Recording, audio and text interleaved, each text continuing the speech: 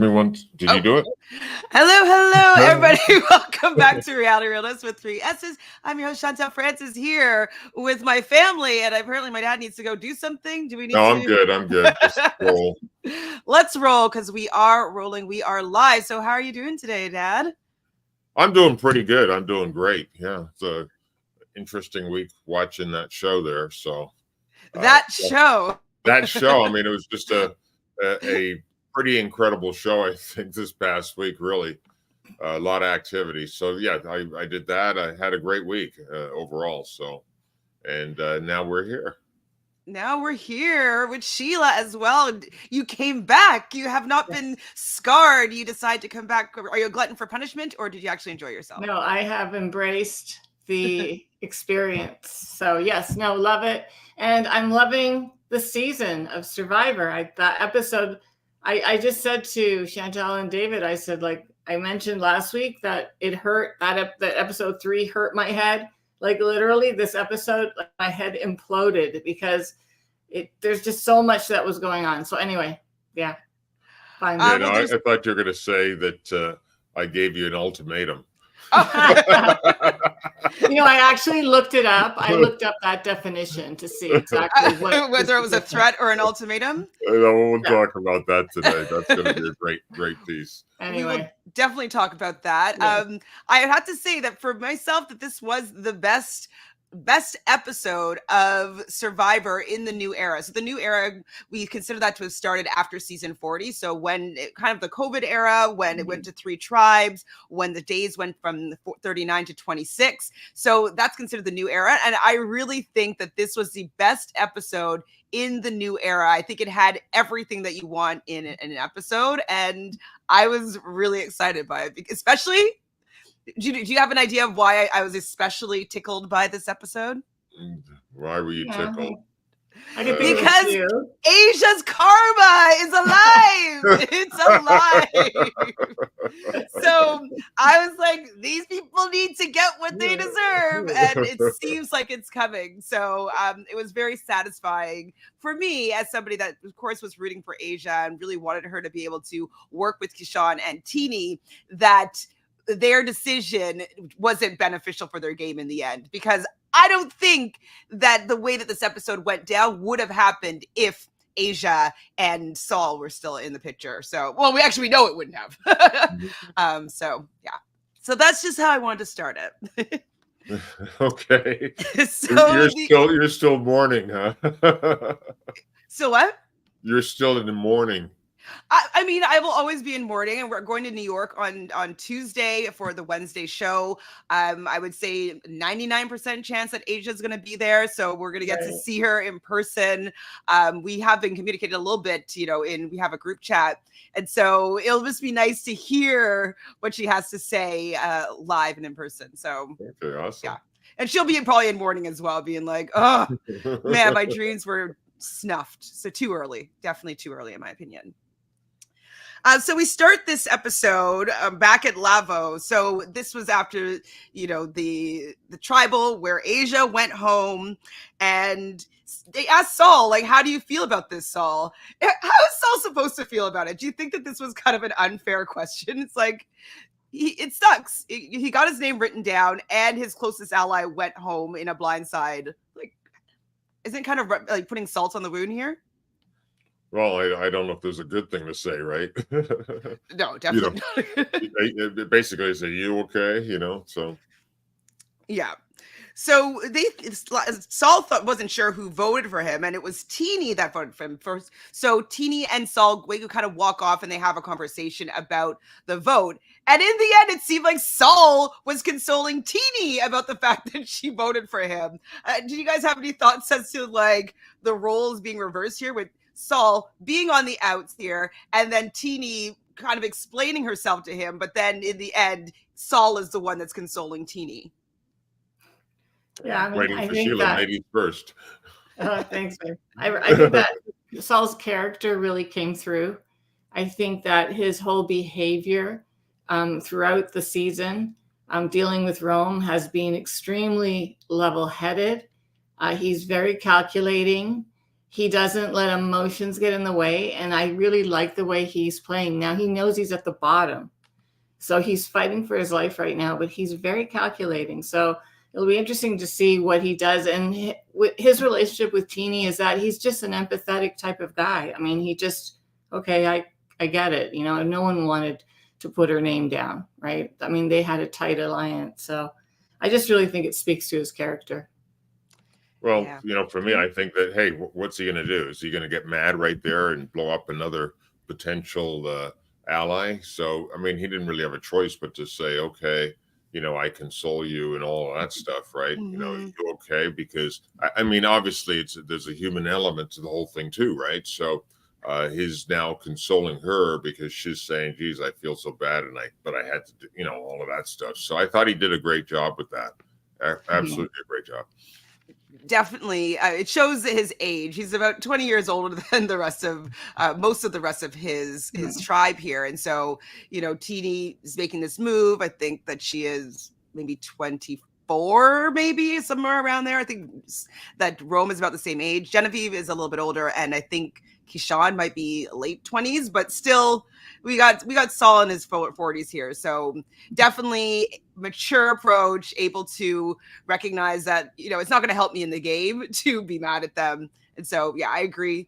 But I was just surprised. I'm like, wow, like role reversal. He should be consoled by Teeny about the fact that, like, you wrote my name down and you sent away my ally. And instead, you know, it's the opposite. Well, you know, he is older, so he had sympathy. Yeah. Her, right? He's able to do it.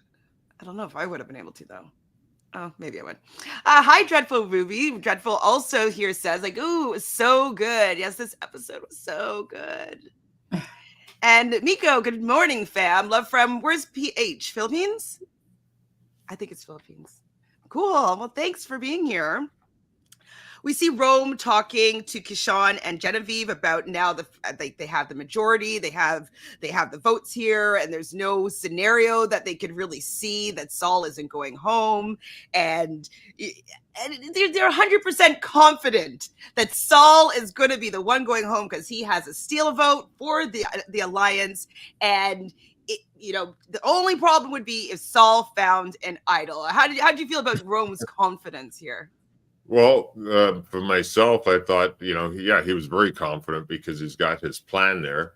However, you know, obviously, overconfidence at this point in the game is definitely dangerous, right? So, but yeah, I mean, he knew exactly what his plan was, and he's running the show. So this is what's going to happen. It's going to be, I think he said 100 and something%, and all of this stuff that he's going home. So yeah, very confident. I thought. Definitely. We switch over to the Gata tribe. And Sheila, I'm going to ask if you're an expert here of Sam's rapping, because you've had experience of like my brother and my cousin, and even I think my dad kind of dabbling in the rap industry or creating freestyles and rhymes. So what was your professional opinion of Sam's freestyle here? Okay, professionally speaking, having listened to many hours, days, weeks, years of rapping, okay, wannabe rappers, whatever, I can honestly say that Sam is probably one of the worst I've ever heard. But, you know, he did his best. He can talk pretty fast. I'll give him that. You know, he had that down, you know, until he got out of his head. But yeah, no. It's like PTSD for me. Dad, how did you feel about it? You know, actually, when I watched it, I thought it was pretty good. You did? Personally, because, yeah, I mean, he did his 16 bars and he was on point. So I thought he was pretty good. It was freestyle, right? And that's the way he wants to flow in the game. So I thought it was pretty good. I mean, but you're coming from a guy that my rap is always to the hip, to the hop, to the hip, to the hop. And that's it. That's all I know. And did you guys watch, I think it was Ghost Island, that season? I think it was 36 7, I think.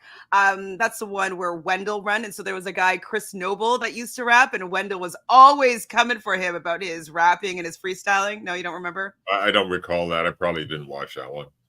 But I think that Sam might be okay at rapping and freestyling, but I don't know if this was the environment for him. He wasn't able to.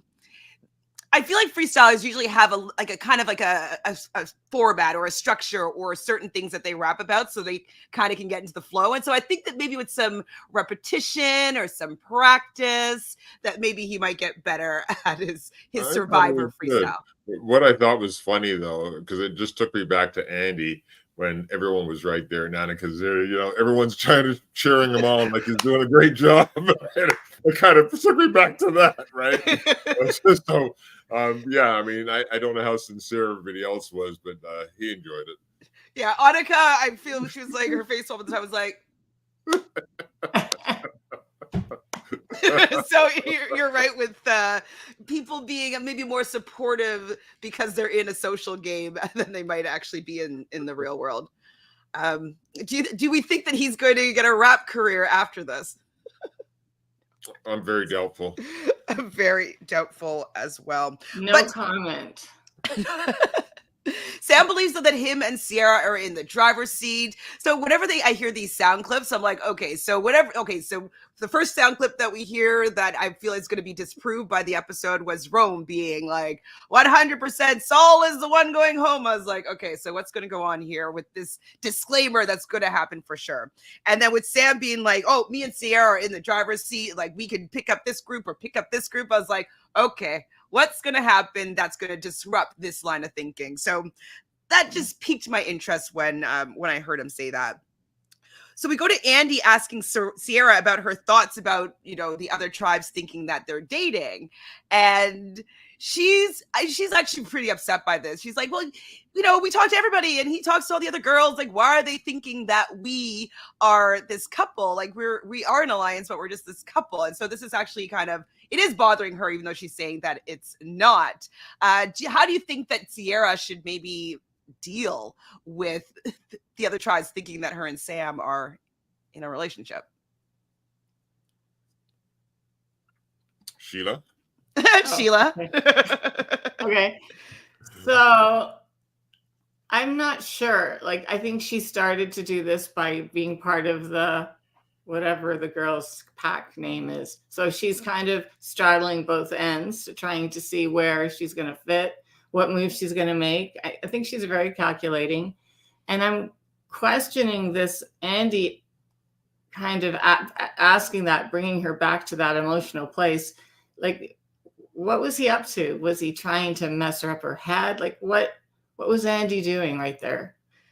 No, I actually was questioning that too. Go ahead. Yeah, of course I was too, with my language patterns and people, putting images and thoughts into the minds of other people. And that's what he definitely did. How do you feel about the whole couples thing or, that dating thing? So he definitely planted that in her head and he got her to speak and he got her going on how she felt about it. So I thought he did a good job. If he did it on purpose, especially just kind of, what was that show called, Inception, where you kind of put it right into the mind of the other person and they go from there, something like that anyway. So okay, that's an interesting thought though. If it was intentional, so it's kind of like her thinking about this might put a rift maybe a little bit between her and Sam, just making him have a closer relationship to Sam potentially, or that she will feel like maybe she want to clutch on to Andy a little bit more. Because what it ended up doing, it made her kind of go towards the women to be like, okay, let me make it clear to the women at least that I'm in some sort of an alliance with them.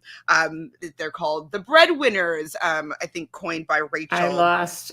Oh, there. Okay, you're back. Okay. Oh, you were still here, so you might have lost us, but we still had you. Oh, okay.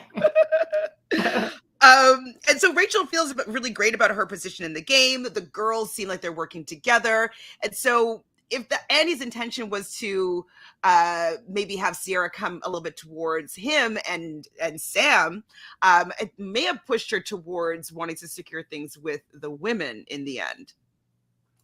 It could be anyways. interesting because he also. Oh, I'm sorry, babe. Go ahead. Go ahead. Go ahead. You're good. He also, kind of made up with her by offering his whatever that wasn't this show, was it? He didn't offer it this show. No, that but was he last offered episode, that to her before, so he already established like a trust thing with her. So now he's going back and just, I don't know, maybe he's trying to be a confidant. I think he's trying to establish his value to her. I don't know. He's jockeying. He's got it. He's kind of playing both of them too. Sierra and Sam. He's trying to be valuable to both. So I don't know. I agree, Sheila. I think that what happened there, as he made that suggestion or plantation, whatever we want to call it in her mind, she started talking. But she started talking at that point about and he got information there about the breadwinners at that point, right? And in addition to that, not yet, I don't think, but yeah, it's coming. Yeah, no, I think what was funny is that, no, he said it right there, right? When they're walking, or she said it. She says that we got a group and it's the breadwinners, don't tell anybody, right? I think it happens. The only reason why I think it happens after is because they hadn't made the breadwinners yet until after this first conversation. Right? Because Andy asked Sierra about her thoughts on the dating thing. She spirals. She goes over at this point, talks to the women. No, she mentioned it to him right there. There, she said. But it hadn't been created yet.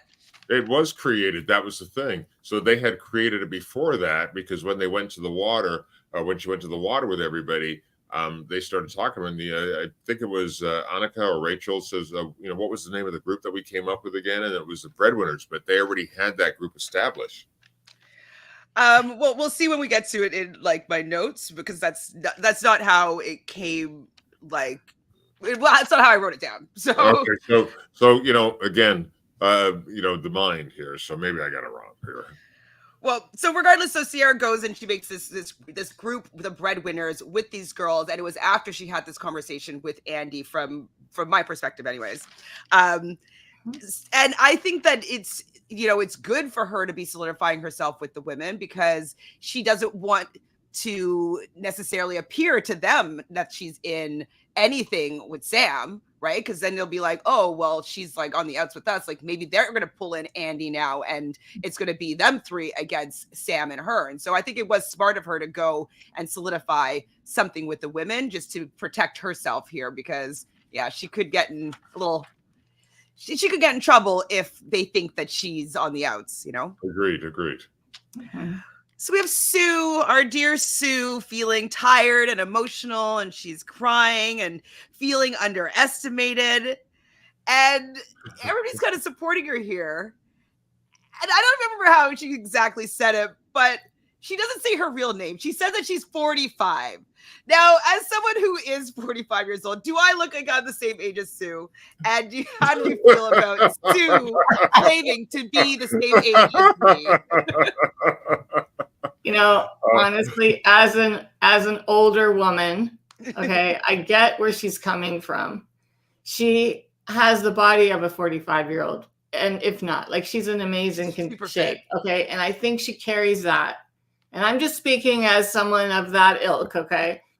She carries herself as a much younger woman and considers herself a younger woman. She's buff. She's in a man's world, and she's carving her way. And, that's how she identifies with herself. Now, does she look 45 versus 58 or whatever? Okay, we all know she doesn't. But you know what? Who cares? Like, own it. And she had, let's own it. Like, I don't care. I think it's, go for it. Let them dispute it. I don't know. I thought at that point, quite frankly, when she put it out there, because I don't think anybody says anything without having a reason for saying it, right? So I think that, she came back, she's feeling sorry for herself and all that stuff. So she's in a weak position. Mm-hmm. Obviously, in a weak position, you at that point start thinking, is my tribe going to vote me out at this point? Because if the tribe's going to vote me out because I'm not feeling that great, that's not good. So I think she planned to that point, the 45. So again, she, I'm young, I could do this. She didn't want to put like I'm old and I'm the next person to go. So that's what I think anyway. She wanted to take that off the table. She's just a little bit older than she looks, that's all. That's good, babe. That's good. So Tash says here, Sue looks and acts like she's 58, like when she mentioned not needing a walker and being mobile. 45-year-olds don't talk like that. Well, no, and I don't think 58-year-olds need all of them. Some of them, of course, and at any age will need a walker or be mobile. It just depends on your life. And so go ahead. I was going to say something that you told me probably like 20 years ago, Sheila, was that you've always felt the same age from when you were kind of 25 till at that point, I think you were probably about 45. You said, I feel the same age. Like, I don't feel like I'm any older. And so maybe that's where Sue's coming from, is that she feels like she's the same person. And so she doesn't want her maybe exterior to make people think of her as being less capable than she actually is. But I love that. She doesn't want to be defined as a 58-year-old. I mean, what does that mean? Like, look at one guy thinks you're in a walker at that age. I mean, own your identity. And that's her identity. I think that she feels like she's 45. Good for her. She's strong. She's handling the challenge as well. I mean, and we saw her in this episode, so she's all right. This is older women power, right? But one of the things I thought was funny on that particular scene, when Kyle says, "Oh, good, you're 45. At least you're doing it. You're not out there." What was he saying? Smoking cigarettes and going to weekly playing bingo. I mean, I like bingo. It's actually kind of fun. But it's actually like dirty glitter glam bingo that I've played before. But bingo's kind of fun. Yeah, I guess all the grandmas that Kyle knows do that, right? They go to bingo every week. Country boy. Bingo is fun, though. Yeah, but bingo's fun. I definitely know the bingo that the person that Kyle is suggesting here. Do you think that Kyle believed her with her age? Or just giving it to her? Yeah. I don't think Kyle thinks about it. Like, he's like me. Like, I can't judge age. I just don't know. I mean, I don't think he would doubt someone. Well, maybe he would, right? Someone on the show. I don't think he thinks she was basically 13 years younger than I actually am. So I don't know if he knows or thinks someone's going to say that. Yeah. So with Kyle too, it's like the fact that that he's on the same tribe as Saul, but Saul is 43, I think. And so if I put Saul and Sue side by side, I just don't think that they're the same age. They might feel the same on the inside, but I would not put them in high school at the same time. No, obviously. That's just me. Miko says, haha, I totally get that. It's one thing to feel it, but actually saying it out loud can be a whole other challenge. Yeah. Haley says, I feel like it's similar to The Circle, where it's like age, catfish doesn't matter as long as you're trustworthy. Absolutely. Have you guys watched The Circle? We've watched a few episodes. So you know the concept. Okay, cool. Yeah. So Sue, though, decides to go out and search for an immunity idol. She finds a clue where she gets a map, and she follows the map to find this potential idol. And then she goes to this palm tree, and she has to cut this vine to find and reveal the idol. And when she cuts this vine, plummeting down comes, I think, an urn filled with red paint. You can't hide from this paint. The producers are messy. Did you scream when this paint looking like blood was everywhere and Sue had to clean up this mess? You're smiling, Sheila. What did you think? Oh, it was classic. I mean, but she did such a good job. I was so proud of her and impressed. And of course, we don't really know the time that she spent, but like she spent a heck of a lot of time and thought she did a great job. We know she didn't. Like, it was just the most bizarre encounter, honestly, because she was just not there. Like, it was just really bizarre. But just as an aside, I did see an episode of something. Oh no, I think it was, I don't know. Anyway, and they talked about the fact that they were talking about the fact how long she had spent cleaning up. Like, where was everybody else? How did she get so much time? And one of the people talking was a former Survivor cast member, and they said that she might have said she needed to have a word, which is code for going to the producers and doing like an outtake or something. So she would have about a 30-minute window. Ooh. So that's what I thought. Well, that's kind of interesting, because that would explain why she really had some time to get at least as far as she got. Interesting. And I Okay. thought it was interesting if you look at it, right? So when she was walking up, I thought it was interesting that they placed that red leaf right there amongst all the green leaves, right? So that red leaf stuck out. So they wanted her to find that, obviously, right? They wanted someone to find it. So they planted that red leaf there. As she finds it, reads it, goes further. And you know, what I thought was interesting in that particular part of the scene is that, and I don't know if it's just me, but was she walking with a machete from camp? Because all of a sudden she had a machete, I right? think Like, where'd the machete come from? What's that? I need to rewatch that part because I think she must have walked with the machete from I didn't the see camp. it. And then when Sheila and I were talking about it, Sheila said she needs it for protection out there. Yeah, Right? and when she was reading the note, she had used both hands. So unless she put the machete down, I guess. Could have had it behind her. But I don't know why she would have the machete out there actually just walking. So that just appeared. So I don't know if she went back and got the machete. So that could have been part of it that was taken out of the show. Yeah, so there might have been like a little snippet that we've missed here, but I was like, poor Sue. She's the perfect person to have this happen to because she's just like she's messily cleaning it up, but she did a decent job. I agree, except for the fact that she had some paint on her chin, the machete in hand, saying, "Oh, I'm just playing around with the machete." What were you doing? Are you cut? Are you okay? No, I'm good. I'm fine. I bit my tongue. I'm not sure how much they believed about this, but Sue can kind of get away with it, so sort of. But she had all the red. She still had red in her fingernails and that too. Yeah. I don't know if she was hiding that when she was standing there, but she looked. I mean, I think that the scene was so great because she said that it was like she's cleaning up a crime scene and the police are coming after her, so she's got to go fast. And then she gets to the you know, the water. She's standing. It's like she got caught by the cops. You know? Literally red-handed. Yeah, definitely red-handed, right? I thought that was awesome. But it was a fully powered idol, which I was happy. I'm glad that she didn't need to go do something else incriminating that she was going to, you know, get herself even more caught. They're already going to be suspicious of her. But the fact that she didn't have to do something else, I was like, phew, thank goodness. Like, she's got this idol now, fully powered. She's good. I'm glad she got hey, that. Listen, she can play the older woman card and say, you know, she had a moment of something and, you know, lost her senses. But she and said explain it away, honestly. She said there are advantages. Right? She said she Tiana, was but her face didn't look like she was chilling. You know what I mean? I know. I'm assuming she had some work done. I don't know, but it just didn't look like she was chilling. You know, she was. I know. You're right. Yeah, she looked a little bit nervous, sweating, panicked.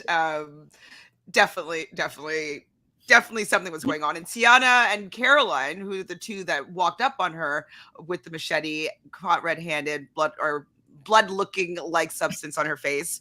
And hi, Sue. Her heart must have stopped when she said, "Hi, Sue." Poor thing.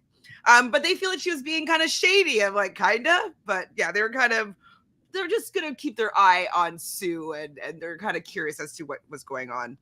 I think we're going to hear more about this next episode or future episodes because I don't feel like that storyline is complete. I don't think that they're satisfied with her answer, and yeah, she's still covered in red paint. So who's going to have to, I think, go back to them and kind of give them an explanation of some sort. She's going to have to come up with something, or just not say anything at all. I'm sorry?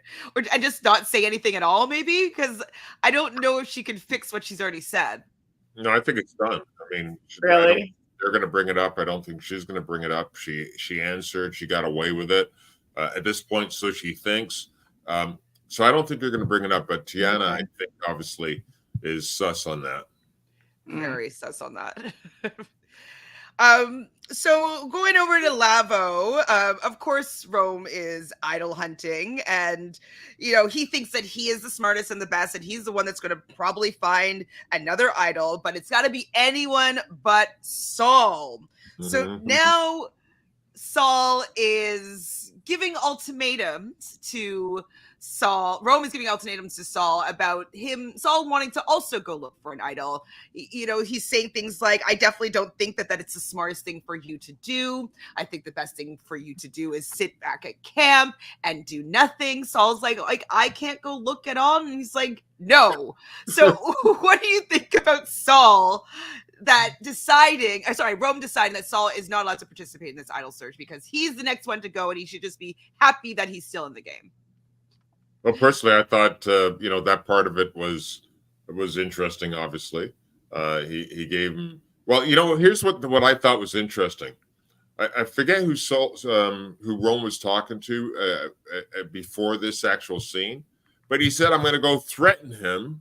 I'm going to go, scare him. And he used the word threaten right at the beginning of it when he was leaving to go, give Saul the ultimatum. He says, I'm going to threaten him. I'm going to be hard on him. And then he went. So he went with intention. I think it was part of his gameplay and part of the act that he's going to go in there and threaten this guy and try to scare him into, I think at that point, not going to look for the idol, right? So, yes, and I think that it became semantics then when Saul decided to confront him and be like, you're threatening me? He's like, no, it's an ultimatum. But I think it was a threat. Oh, Sheila, you said you looked up the definition. Was it a threat? Was it an ultimatum? Yeah, hang on. I have to go back to the response that it said, if I can find it. But threat. Oh, here, an ultimatum is a type of threat that demands a specific action within a set time frame with the threat of unpleasant consequences if the action is not taken. So it's both. I'd rather threat. That ultimatum sounds pretty scary to me. I know. I don't want the ultimatum. But the ultimatum, I guess the scary part of the ultimatum is him going home at tribal, which is already going to happen. So where's the thing? He doesn't really need to be threatening him, right? No, he doesn't have to. I'm not sure why he did it. Obviously, that he didn't want him to, I guess, play his shot in the dark at that point. Is that what they're arguing over? And he didn't need to be so forceful and so disrespectful. I mean, I think he was playing to the camera, quite frankly. I think Rome is just, he's creating his character. So Haley wants to know, Dad, what you would say if Rome talked to you the way that he talked to Saul. Well, quite frankly, I wouldn't do anything. I would just play. If I was playing the game, yeah, really? He'd be cool with that. I'd be you cool would with be? Yeah, absolutely. What am I going to do? Am I going to attack him and beat him up? I can't do that, right? If I come back at him hard, that's not going to make him like me at all. So I probably would be like Saul and just take it in and listen to the language patterns that he was doing. And just what about him following you around, though? And, if you had to say go to the washroom and he's right there up quite with frankly, you. If he was following me around, that's exactly when I would go to the washroom. Yeah, if you want to follow me, spend a lot of time there. If you want to follow me to the washroom, come on. Okay, good luck with that one. That's exactly what I would do. That could be the whole day. I mean, there's the day right there. It's actually genius. I wish Saul would come up with that one. That'd be classic. Well, that's kind of what I was thinking was going to happen when he's like, can I just go to the beach? I thought he was going to say, well, I'm going to go to the bathroom. I did think that. But that would be, I think, the best strategy, 100%. It's either that or I would just start walking randomly all over the place and making him follow me. He'd have to work for it. Absolutely. Go through the water, go through, I'd make it really annoying. It would be, when we were kids, we used to play, what was that game? We had to follow the person in front of you. What was that? Follow the leader. I'd start playing follow the leader. Exactly. I was watching a podcast and Q said he'd make that guy, he'd be running through the forest and he'd make Rome be running after him. So Q said, if that was me, that's what he said, Chantele, the same thing you Yeah, Don't if even he's get gonna me be acting started. like that, I would make it real hard and as annoying as possible. It would be the most annoying experience for him. So, and Haley thinks a really long bathroom break would be amazing. It would be. It would be. So yeah, Soul is upset that like, of course, you know, you're gonna vote me out because I'm looking for an idol, and that everybody's allowed to look because except for him. But Kishan is noticing this and he wants the chaos. So now he's thinking that maybe Rome should be the one to go. What were your thoughts on or Kishan deciding to have this epiphany of like Rome maybe being a problem here? I'm sorry, my brain was still back on going to the Oh, back. go ahead. You can so talk about that. No, it's still back because I remember years ago they used to call them aqueducts or something like that. Aqueducts, yeah. And they don't do that anymore. Stumps, I think. They don't do that anymore, right? Wasn't that coined by Bryce Isaiah? Bryce Isaiah is a friend of mine for sure. And I think he coined aqueducts on his season, which was Koran, I think.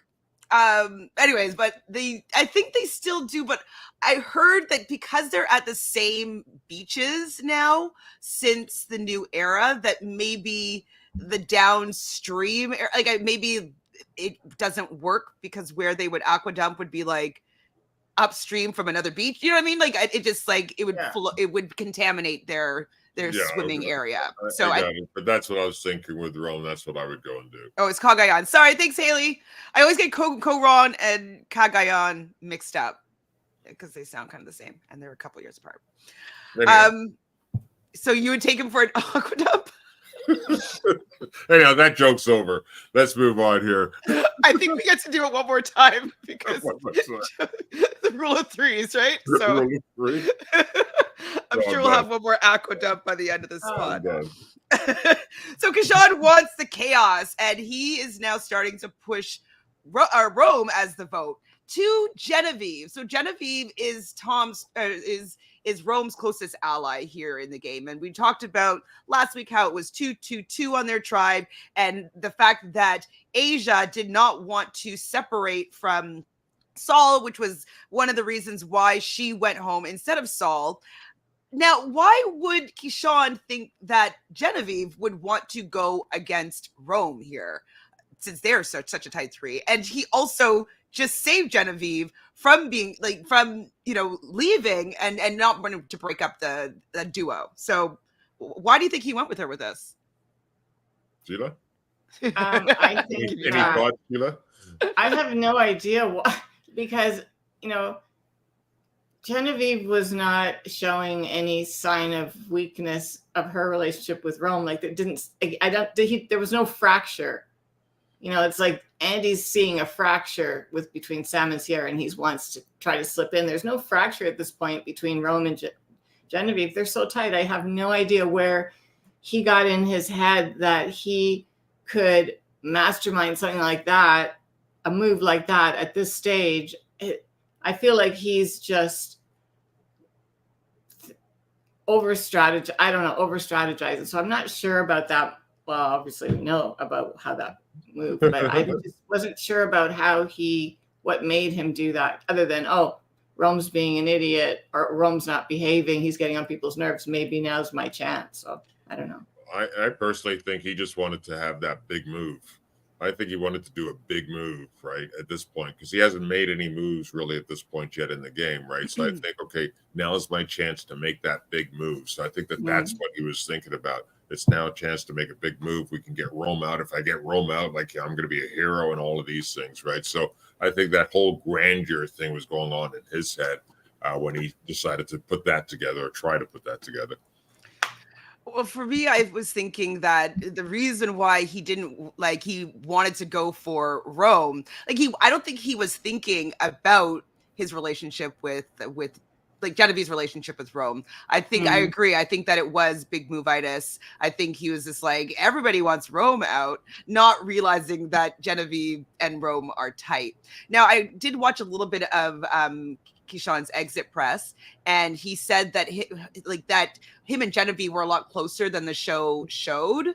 But no matter what, you know that people are not necessarily going to want to turn on their closest ally. So to suggest to their closest ally that Rome should be the person that goes out, even if they agree, they'll eventually realize that it's not better for them to have their duo to be broken up, so that you would have your duo still with Teeny, and then I'm going to be a solo, and you could pick up Saul, and then I'd be out. So yeah, well, they already had that, right? So really, the trouble there was Kishan, Teeny, and Soul. So she would have been automatically on the bottom at that point if that would have happened anyway.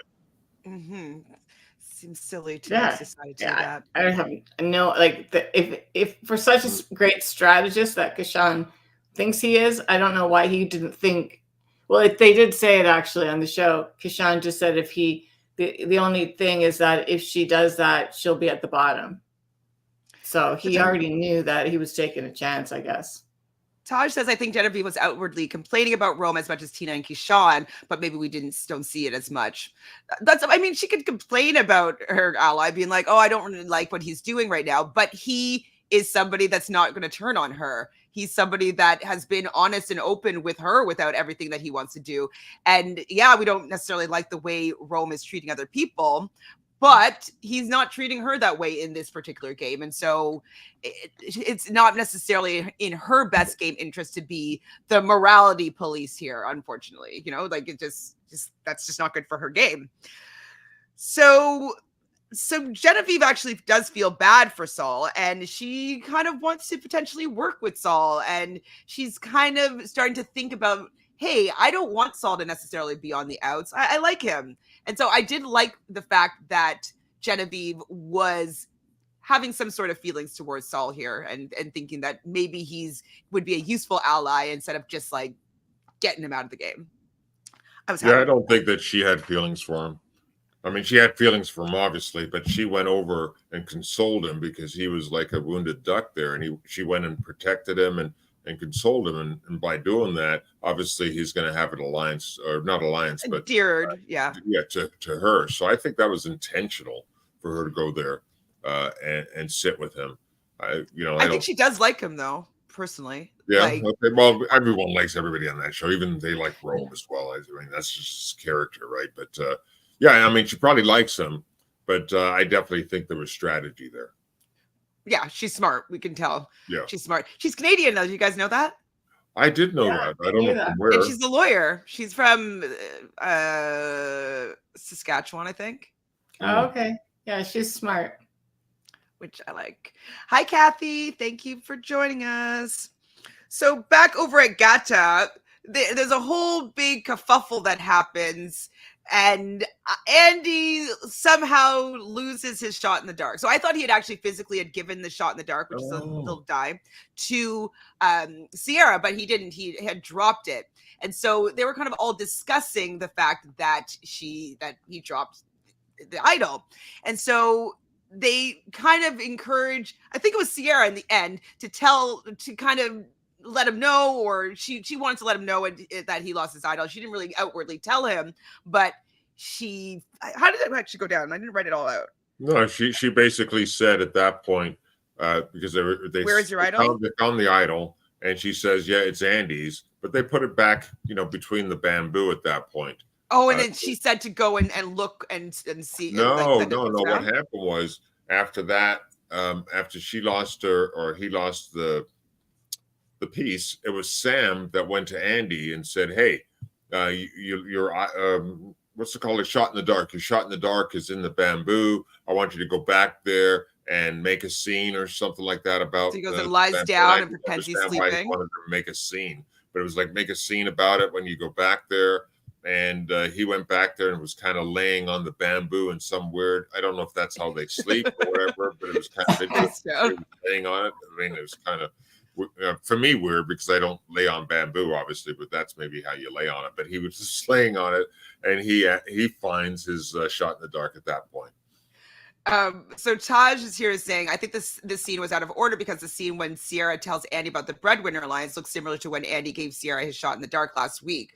Maybe some of that was cut in and out of order, but I Right. think that it was after this where he told the breadwinner thing happened. I think was here, and then Sierra was worried about the fact that anyways, because I just was watching right now, and they didn't say it at that the first conversation, so I think it was here when she does say it to him, and then so she's worried about Andy because he's being called like the George Costanza of the group, and he's losing his shot in the dark, and he's falling off the hammock. He's being a little bit of a lovable klutz. So she's a little bit worried about it. And so she had told Andy about the breadwinners comment about the girls' alliance. And then now Andy tells Sam about this. And he's like, well, she told me like maybe not to say anything, but like I want to tell you. So Sheila, what do you think about the fact that Andy immediately takes this information that Sierra tells him in confidence, saying not to say anything, but goes and immediately tells Sam? I don't, with Andy, when he does stuff, I'm like, what is he really trying to solidify his alliance with Sam? Like how valuable he is to Sam? Is that what he's doing? Or is he just not realizing that if he had maintained the confidence perhaps that Sierra gave him, that would open him up to maybe working with the girls, the three girls, and oust Sam? So strategy wise, I don't know. I just don't know. I think probably the most obvious is trying to be invaluable to Sam. Yeah, by the way, you're absolutely right. Just looked at my notes here. Yeah, this is where breadwinners came in at this point. Because it makes sense they're coming in earlier, but I just think they hadn't gotten to the water yet. So I was like, no, the conversation hasn't happened yet, but it's in the first 20 minutes of the show. So now Sam getting this information from Andy about the breadwinners alliance name goes to Sierra to call her out about this. So I think this was a colossal error on Sam's part, especially since they're supposed to be number one allies, for the fact that they got into a big fight about this. And to me, or at least the show was illustrating this, it looks like it was pushing Sierra now towards the breadwinners now, because she can't really trust Sam, and he's kind of treating her like a boyfriend, or girlfriend. Kind of, you didn't tell me this about the breadwinners. You told Andy and not me. It's like, and she's like, what? And she's also wanting to put some distance between her. So firstly, do we think this was calculated on her part? The fact that she had that little bit of this blow up with Sam to make it look like they're a little bit more distant? And B, how did you guys feel about Sam bringing this up to her when he knows that they're tight? He didn't need to get, I don't think, jealous of her relationship with Andy, Yeah, no, I get you. I agree with you 100% there, because she definitely went in there. But I think Sam personally, I think he's just working on emotions, and he was butthurt on that, right? Because she went to Andy. He went to Andy before me, like you told him before me. I thought you're going to tell me everything. So she didn't come to him and give him the information. So I think he was just butthurt on that. But for her, I don't know. I don't think that she was trying to cause a rift. There's no point in that, causing a rift with Sam, in my opinion, because she wants to have allies on both sides, right? She's got the breadwinners, and she's got this other group with Andy potentially as well. So she's in a pretty good position where she's at. And for me, though, I was thinking that with Sam making this a bigger deal than it actually was, he wants her to choose him and Andy over the breadwinners. And I feel as though him bringing this up completely tore that apart. It shows that Andy is going to tell him anything that she says to Andy. So it's like, okay, I don't feel safe with like that dynamic. And so you want us to work together, but I don't actually trust him to I'd be a third. I'd be the one on the outs between this alliance of three. And so I think it's made her open her eyes to other options for her, and made her less likely to want to choose that trio. So we'll see. We will see. Yeah, I think we saw a fracture there. Mm-hmm. So at the challenge, they're going to be rolling a giant metal cube to retrieve 2 bags, then build 2 big frames that they're going to be throwing sandbags through to land on a little table. And then once they do that, they're going to they dig for some more sandbags, which have keys to a puzzle, and then solve the puzzle. The first tribe to win will get 3 eggs, 3 eggs and laying hens, and the second tribe will just get 6 eggs. I know that they're starving out there, but the idea of eating the chicken on the island actually would really gross me out. So I think I would keep the hens. How do you guys feel about, this as a prize in this day and age? My choice would have been keep the eggs, keep the hens. Who's going to kill it? I mean, I couldn't do it. I mean, no. And I don't eat meat, so for me. Would you eat meat on the island, though? Would you get, what was her name? From season, I think it was 2. Pick berries and stuff like that? No, what was her name, though? She was trying to save the chickens, or she didn't want to. Oh, yes, I remember that. I saw one, that. Alicia I don't know that I'd be that much of an activist, but to me, it just made sense. The hens are going to be producing food continuously. It's like residual, like it's just going to keep coming in. So why wouldn't you keep that food train going? And then, okay, take a chicken, take one out, keep the egg production going. And if you can keep the egg production going with less one chicken, then treat yourselves and have a buffet night, But do it that way. I feel like it can be work to everyone's advantage. Yeah, no, for me, as long as I didn't have to kill it and clean it and all that stuff, if somebody was willing to clean it and all that stuff, I would eat it. I would eat. I mean, you got 3 chickens there. You don't know when they're going to actually going to have some kind of a switch up in the game, right? But right now I got 3 chickens and 3 eggs. Okay, we can have the eggs, an egg and a chicken one day or something like that. But I would, if I didn't have to clean it.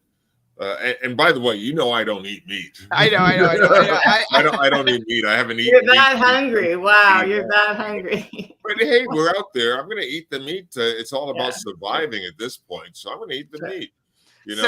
Why would I be sitting there with some food right there? I mean, I wouldn't kill it. I couldn't do that, but I could eat it. What about if you were one of the soccer players from the movie Alive? You know where I'm getting at there. Yeah, well, you know what? Let's not go there. At that point, hey, you know what? Again, that's the point right there. It's about survival. They would not do that in a regular situation, but now it's about survival. I mean, do you want to survive, or do you want to have your integrity intact and leave them intact? Yeah, no, I agree. I don't eat meat either, and I would probably. I'd eat the chicken, but I couldn't kill the chicken. Even though I'm worried that it would just taste too, how do I describe it? Fresh? Like, it's great. You boil it, it'd be great. That's boiled chicken with no salt. Maybe it's the salt water it'll make it a little salty. Yeah, I don't know about that, but hey, it's protein. It's substance. I would eat it. I would eat it, but I just think it would. I don't think it would taste. Them. I guess it'd be them. I'd eat them. I'd eat the eggs though. They've been out there a week now. Has it been about a week? I think they're on day 8. Okay, so 8 days. I wouldn't be there yet. Had nothing. Damn, you boil that chicken, it's going to taste great. You would eat it. There's about seasoning. Throw some, roots in there. I don't know, but coconut. I mean, come on. There's some popcorn coconut, but they're eating hermit crabs, right? So if you're going to eat hermit crabs, why wouldn't you eat these chickens? That's true. I feel like crabs would taste better because I don't know. Anyways, you don't eat crab? I thought you don't eat crab? I don't eat any seafood. No seafood anymore? Okay. No. Okay, so with this, I thought this was a fun challenge. They were pretty neck and neck for most of it. With having Rome getting to the puzzle first for Lavo. It's one of those kind of 3D puzzles that go upward. These are probably a little bit more challenging puzzle pieces because it has I think it was the flame puzzle if I'm not mistaken. It has the flame pieces, but then it's like all irregular pieces and there's no real obvious edges, so it is a challenging puzzle.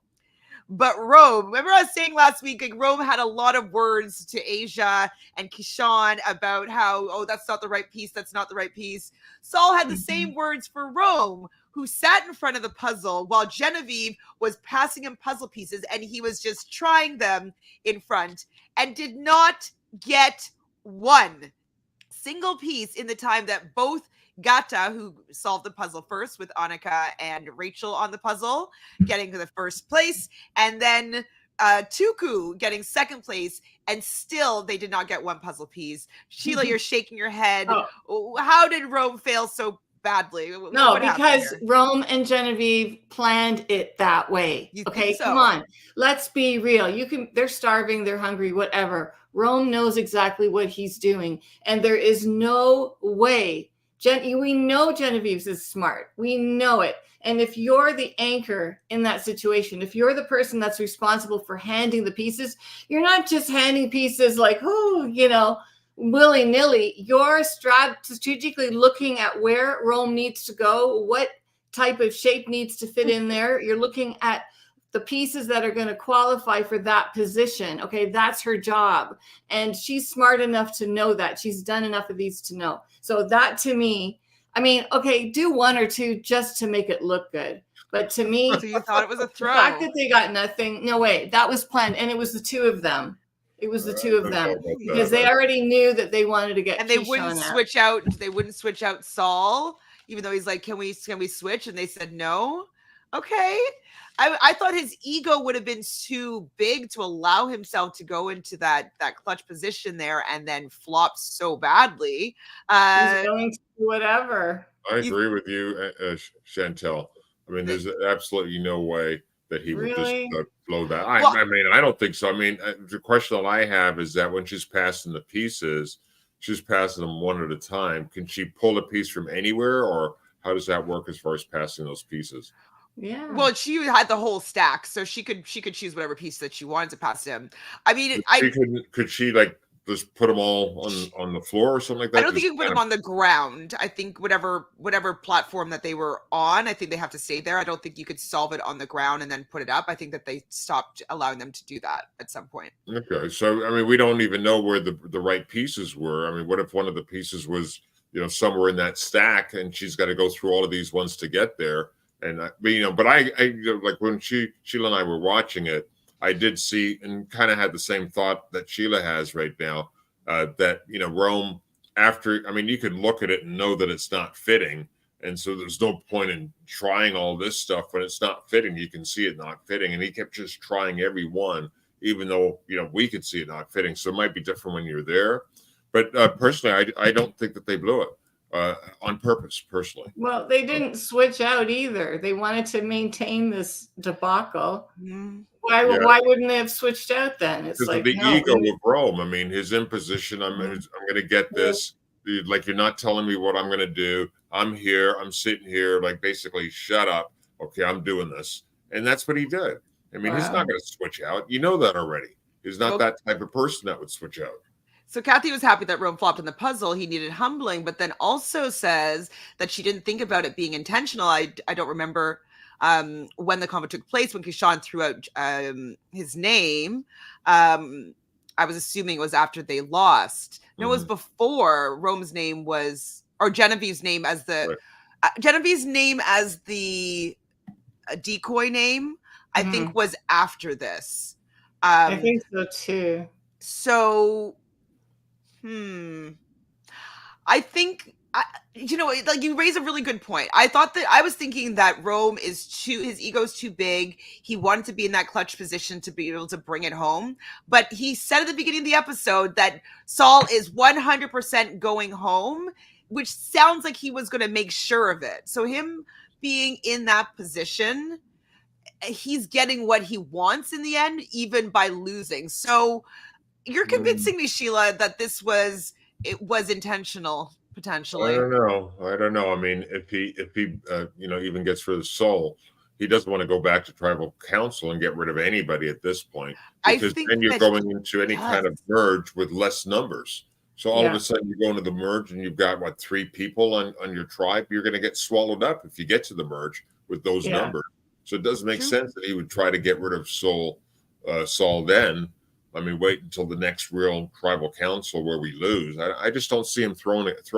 I mean, his mom, what did he say? His mom is going to think or people are going to think he's stupid or something like that. He said something like It just was so weird. that. Yeah, I mean, I obviously I can see both sides here. Yeah.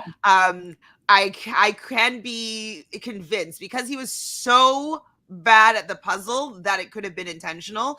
And like he didn't decide to go, like Jeff says at tribal council, to get a new perspective. He didn't stand up and That's look. what Like I'm saying. the one thing about doing a puzzle is you got to take a step back. And like when I do a puzzle, likely any piece that I pick up, I know exactly where it's going to be going in because I've already kind of taken that Right. broad look, See- and then I'm like, okay, that's going to go here. And so That's what I'm See, saying. you are an expert That's puzzle what I'm person since saying. you're like 3 or 2. You're doing like 1,000-piece puzzles back This then. is true. Okay, so But that's that's what I'm saying. Chantele can appreciate where I'm coming from because he was there's so I bad. mean, you would get up and look like he would Or become you can get up frantic. and He look wasn't- at the next person. So, like, I think that is even still allowed, is taking a peek at the puzzle that's Yes. being completed accurately next to them to have an idea of what the next puzzle piece it would wasn't look up to like. him though. He was not the one picking the puzzle pieces. He didn't have to sit in front of the puzzle like that. They did. Oh, so it wasn't like, I mean, both of them could have went and They looked could have and both picked put pieces. pieces in the puzzle. They could have both. Oh, okay. They could have both touched the pieces. Like they didn't have to have that setup. So they didn't have to They do that. didn't try. They didn't Yeah. try everything to get to win. They didn't try everything to win. And Okay. when you're in a position like this, you would try everything to win. What was that about? That's where I started to question it. Right. Just a thought.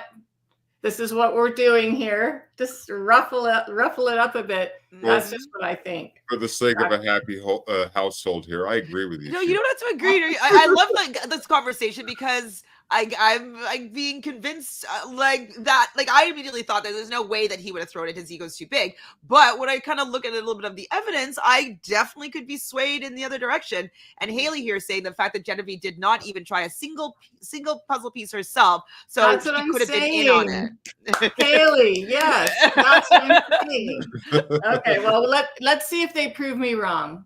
That would be fine. I don't have to be right. Just get thought provoking. And you know what? Hold on. If we bounce ahead a little bit, this could give some credence towards Genevieve no longer going along with the plan, because she could be like, "Oh, we threw that. I would feel too guilty about throwing that puzzle, that puzzle and that challenge with Rome, and then Rome being the one to go." So I wonder if a little bit of guilt might have crept in to make her change her decision. Curious, just question. Curious question. So we know that the Lavo loses. Yellow and blue are winning here. Ciara back at camp, loves chickens, doesn't want to kill the chickens, having the same debate that we were loosely having as well. And then we go back to Lavo, and Rome's like, "Oh, I guess I'm just not good at those puzzles." I'm like, he might have been laying it on a bit too thick. Maybe he doesn't want people to think that he's good at puzzles so that he becomes less of a threat at the merge. He's not going to be this puzzle beast that they're going to be scared of. So could be a little calculated when he feels that he has the numbers with this extra vote. He probably was feeling like he could throw it and get rid of Saul. Yeah, I actually think at this point, though, I think that Genevieve was already thinking about getting rid of Rome as well. So I think she was okay with it at first, getting rid of Rome. Maybe at first. Okay, but and then probably thought about it like, Well, so no, Zoe she says, heard it. I just think that Rome is not good in puzzles, and Genevieve was okay with losing as long as Romeo was going to be blamed. That makes sense too. That's true. She's probably like, "Oh, well, yeah, it would help then reinforce him going home." So that's another angle to look at it too, with that being maybe what the vote is, the thought. Jennifer Ruby says, "Yeah, I kind of been convinced maybe Rome said he threw it in confessionals or whatever, and production left it out, because I do think he'd be screaming about it behind the scenes. Yeah, he would want to take credit for it." Wait, I'm gonna take your vote. Oh, so this is the threat, I think, where he says, "I'm going to take your vote." He's going to tell Saul that he's going to take his vote if he doesn't vote if you don't vote Genevieve. That's like what the deciding way to threaten Saul. But then he was saying in confessional that like, I'm going to tell you to vote out Genevieve anyways, and then I'm going to take your vote and vote you out. I was like, man, he sucks. I mean, poor Saul, like to have to deal with like him like having to do what he says, but still going to be voted out anyway. Saul's so zen. I think Saul's pretty cool. He just takes it.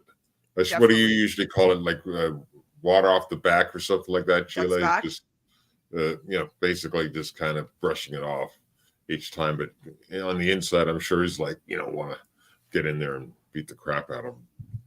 Then Rome tells Saul to give him his shot in the dark, or else he's going to use his steal a vote. I was like, wow, like just relax, Rome. But then we see Kishan proposing to Genevieve that the vote should be Rome. So this is where, they really start talking about this. And also, sorry, at the end of the challenge, 3 people had to go on a journey. So Gata, the winning tribe, had to choose. So they chose Andy, Teeny, and Caroline to go on this journey.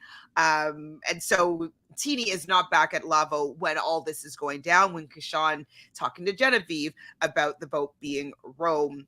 And Kishan telling Saul that this is the case now. And so Kishan is just so excited that he's going to have this big blindside under his belt. And he's like, yay, going to be blindsiding Rome here. And at tonight's tribal council, Rome will burn, says Saul, which I was like, that would have been so satisfying for Saul if that how things went down. It would, and the audience for me as well. So over at the journey, Caroline wants to chat a little bit before they actually read the clue there, the parchment. And they talk about the Bros Alliance that was happening over at Tuku. Andy talks about being on the bottom, but says, find me at the merge because there might be a crack. And I was like, okay, Andy, doing a little strategizing, kind of allowing himself to be valuable here. That like, hey, I'm on the outs, and so I can be picked up as a number if you need me, which is great. I thought. And Teeny talks about how Saul and Rome are in a battle, an ego battle. How did you feel about Teeny's description on what was going on at camp between Saul and Rome? Because I wouldn't think it was really an ego battle. One side, maybe. Yeah, I mean, that's how she sees it, right? So, I mean, I don't know if for her tribe, I don't know if she should have given up that information. She should have given up other information because, again, if her tribe makes it to the merge, she wants to have the numbers and doesn't want them to have that kind of information. So she gave up a lot of information with that. And yeah, that's probably how she sees it, that it's all ego that they're doing. But, I think it's Saul's gameplay. Not Saul, but Rome's gameplay. Mm-hmm. And his acting skills. I mean, he's pretty good at acting, I think. I mean, Saul or Rome? No, Rome is great at acting out, right? So I think I thought you'd be like, yeah, you're the vote, or you're not going home. Like, he's not good at that kind of acting. No. That's cool. The theatrics, you will say. Yes. There you go. So Teeny, though, is kind of distancing herself from Rome. She just kind of wants to take a step back from him a little bit. So they decide to turn over the timer and read the parchment. And so hold on a second. Before you get to that, there was so much meat in that scene. Go ahead. Okay, in the first scene, I mean, you got Caroline in the middle, and she was like the cheerleader, is what I saw her. The way she's standing, she was like a cheerleader, right? And so she positioned herself in the middle. You got Andy over on the one side, I think, whatever side he was on. But you have Andy there that starts off right away saying that he's on the bottom and so on and so forth. And they end up reading this, and that's where you are. You're reading it. So, yeah. There's a lot of meat right there that's coming up. Sorry, go ahead. Absolutely. So they have to get either gain power with a dilemma. So either one person is going to have to agree to lose their vote, and then all 3 of them are going to gain an advantage. And if no one can come to this agreement before this timer runs out, then everybody is going to lose their vote for their next tribal council. So this is definitely a dilemma. And so this is where you wanted to go with what was the meat of it all with this decision making. Yeah, this was great. I mean, this was great at this point when they had to decide, right? Because the way that it went down is Andy right away says, "No, I'm on the bottom." I can't do that, right? So he jumped in right away and said no. And then what Teeny did, which was so funny, she says, "Would you like to volunteer?" Right. So, she could have said right away, No. "Hey, I can't go. I don't even have a vote." Right. And I'm going to tribal. She didn't do that. She says, "Do you want to volunteer?" Talking to Carolyn. And obviously at that point, Carolyn said no. And so now Teeny's in a position where she had to say, "Okay, I'll do it." So I think that she made a big mistake there by jumping in and not saying right away that, "Hey, I can't go because I got to vote right away." So it's going to have to be you, Caroline. And I agree that so Teeny, when she was giving herself a moment to think about it, and it looked as though Caroline was going to be like, "Okay, I think I could." Like, she looked like she was about to take it on because she wants to have this advantage between the three of them. And then Teeny was just like, "Okay, yeah, I'll do it. I think that I'm safe. I think it's going to be either Saul or Rome going home tonight." And I was like, she was about to take that on herself. I think that was editing, though. That was editing. You think? Come on, yeah, that was editing for sure. It still did look like Caroline was. It did look like that. It did look like that, but I think that was editing. The timing was too close. It was too convenient. Too perfect right there. No, editing. Well, regardless, I think that TD should have maybe taken until the exact last grain of sand went out before she decided to say that I'm going to take it on. Like, they could have had more discussions about it. It's like you're playing a game of chicken, right? Who's going to go first, right? So with chicken, same thing. You want to wait until the very last minute. And I'm thinking about chicken. There's a lot of chickens, right? When we were kids, like with the knives, throwing them in the ground when we were kids, or when I was a kid.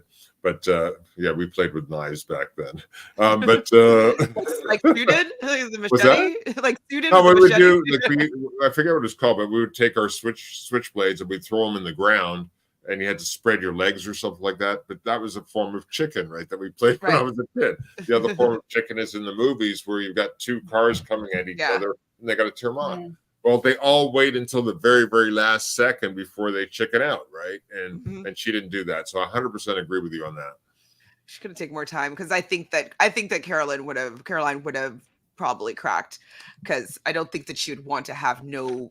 Well, I don't think she wouldn't want to have no vote without coming to getting something out of it. So I think that she would have cracked if that were. Well, I definitely do agree, because it did show like she went to talk.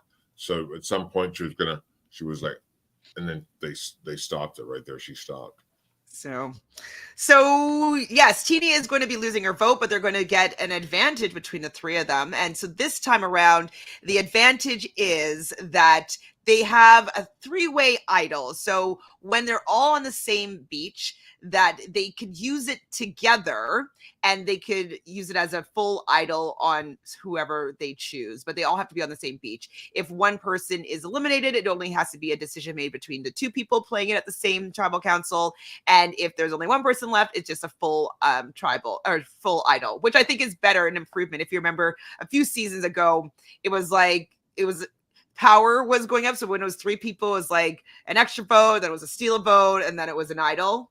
And so I think this was an improvement, but I didn't really make it clear on how to play it. Like, do you play it all three of you stand up together, or you go into your confessional when you're voting and you play it then, and whoever's name you write down it has to be the same. They didn't make it clear, but I do think it's an improvement on the previous version of this three-way idol, in my opinion.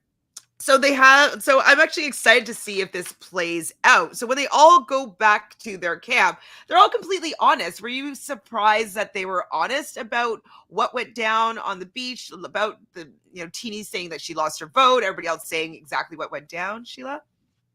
No, I thought it was fair. I mean, everyone would always suspect when people go on a journey that they come back and they have some things happen to them. And if they all came back and said, I lost my vote, then, does the tribe believe them when they say that?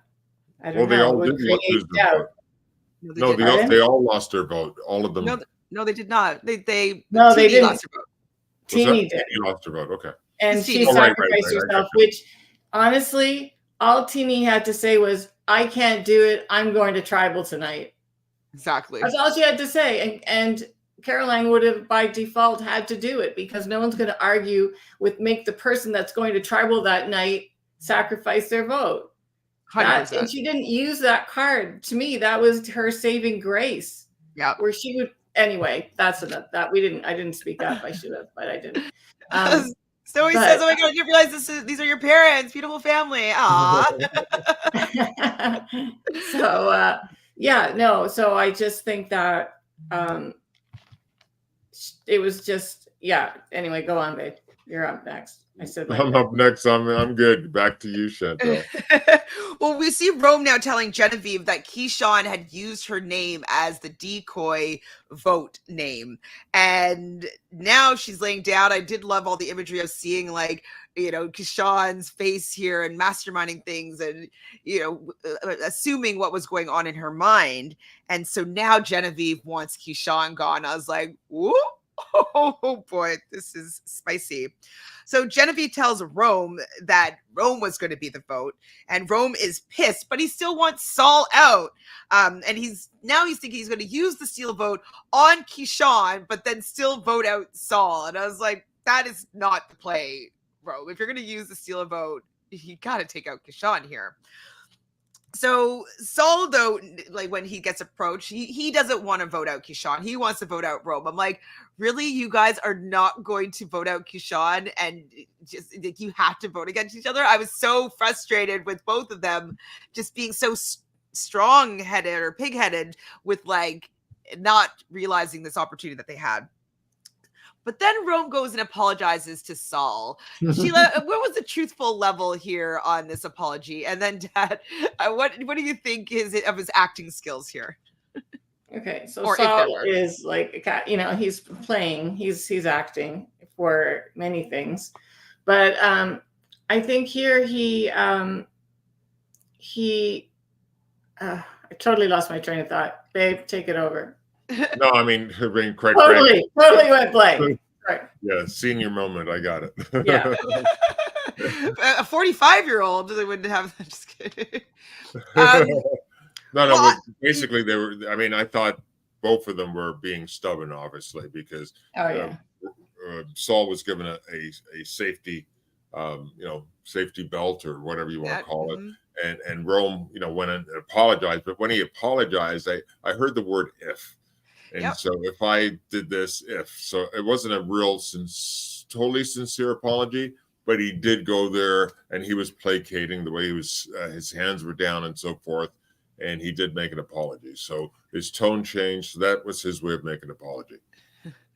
I remember now. Yeah, sorry. Okay, go ahead. What did you before you? No, just that it's like egos. It's just their two egos, right? I mean, they're just battling it out on an ego level, and I don't, I'm right. You can't do that to me. You don't treat me like that. It's just, they're just like, but I feel like, Rome,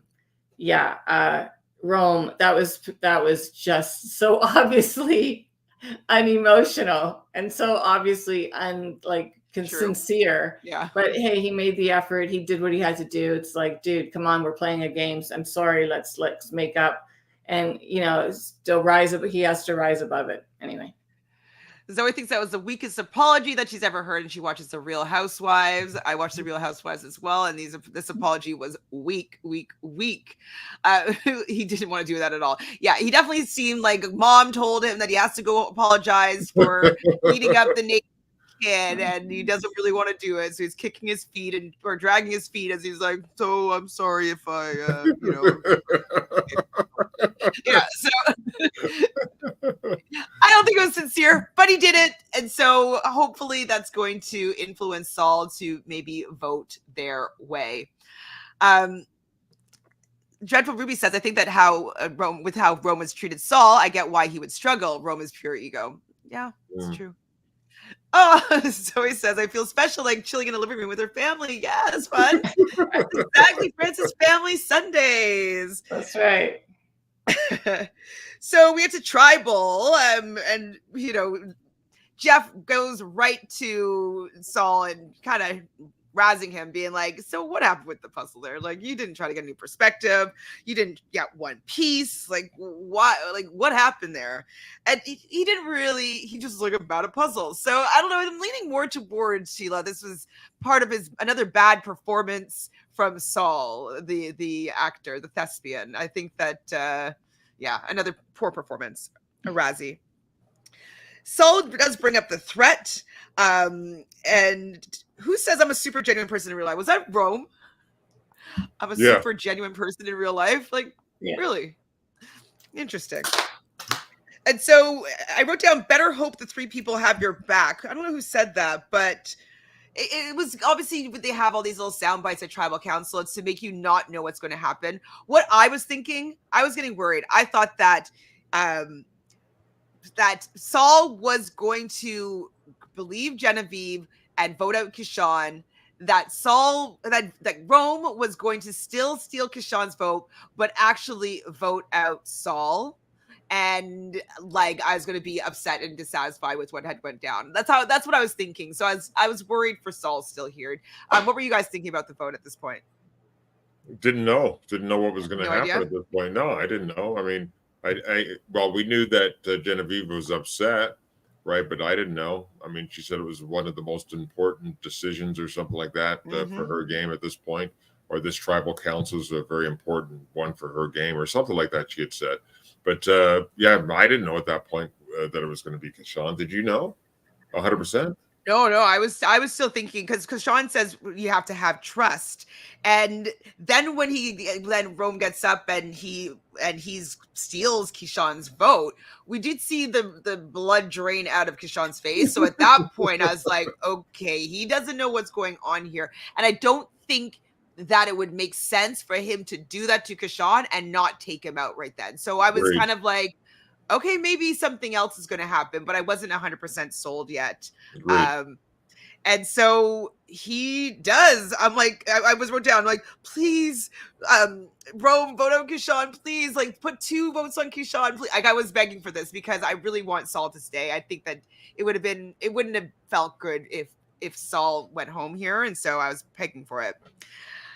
What the hell? Who said that? Was it Kishan? I think so. Probably. Oh, yeah. Oh, no, maybe it was Teeny. Yeah, it was Teeny going like, what the hell, to Genevieve, I believe. Genevieve kind of being like, I will talk later. And nobody plays their shot in the dark, which is what, Rome was worried about. But then the votes come in. We see 3 Kishan votes. And he didn't need to read any more because that was enough. And Kishan is voted out of the game because Genevieve got it done. I was very impressed. I wrote, serves it right. Asia's karma is alive. Now, there's no discrepancy here for me. The MVP of the episode had to be Genevieve. She saw her position in the tribe. She saw an opportunity to bring in potentially Saul as a number, keep her number 1 Rome in the game, take out somebody who has been masterminding and isn't really necessarily someone that you want to work with, because if it's better for them to get you out, they probably will. Breaking up TD and Kishan, I think it was an all-around great, and as Dreadful Ruby saying, satisfying episode and blindside, and I think that Genevieve deserves the MVP. Do you guys have any other candidates, or is that I 100% agree with you personally.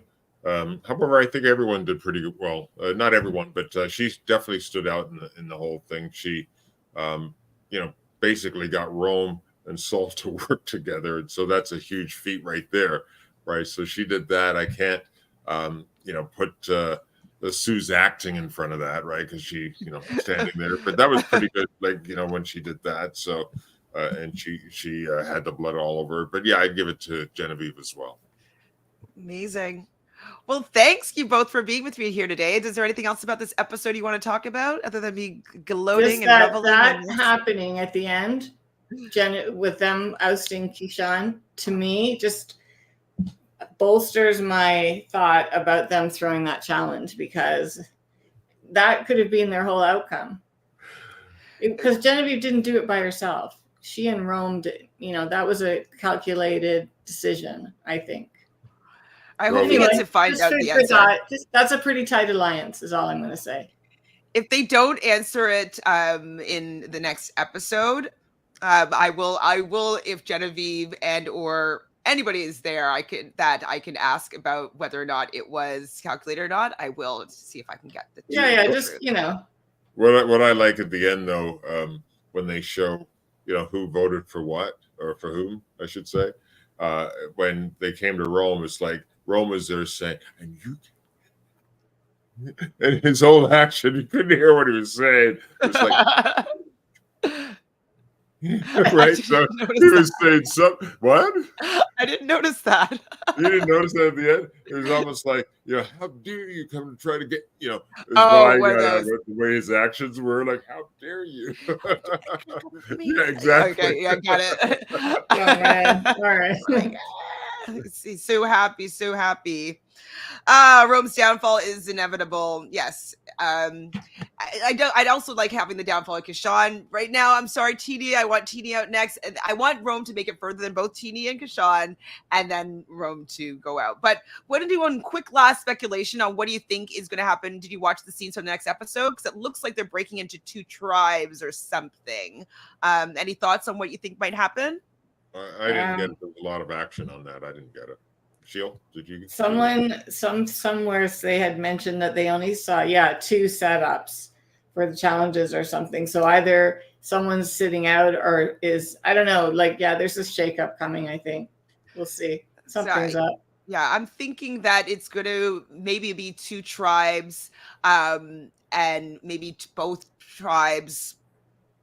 It's going to be something. I don't know if you've seen in the previous seasons. Well, they'll do 2 tribes, and then it was one tribe will go to tribal council, and the other tribe will be safe, or it becomes mergatory. And so I do think that they're going to do. I think it's kind of a merge, but not a merge type thing. I think, or an island or something, a place they don't do that anymore. I don't think, Sheila. They don't send them off to an island. What was that? When Redemption Island or something? Rob's season. I think that's 28. No, they used to send them off. Remember to Exile. That's it. Yeah, no, they don't do that anymore. I haven't seen an Exile, but maybe they're doing an Exile. Maybe. I'm old school. What can I say? Well, thanks again, both of you, for hanging out with me. Thanks to everybody in the chat for joining us live. Make sure you subscribe to the channel, like this video, and also check out, I've been doing the Traders Canada exit interviews. So the first 3 episodes, we've been doing recaps with Mel B from season 1. And then for the last 2 episodes, we've been doing the exit interviews for the banished and the murdered. So make sure you check that out on the challenge as well. Like this video, subscribe to the channel, ring the bell, and leave us your thoughts on Rome is burning. Hopefully. Let's see what happens next episode. Ciao, everybody. Thank you. Bye. Bye.